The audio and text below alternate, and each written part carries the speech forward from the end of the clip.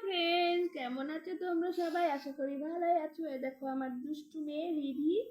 একটু হাই বলো, hi. Hello hello, hi, bye by.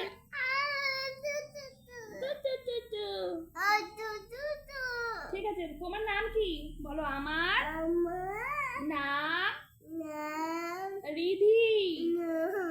Ridhi, হ্যাঁ নাম রিধি তোমার।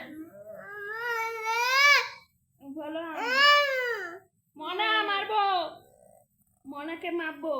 এবার বলো আমার, বলো মনা।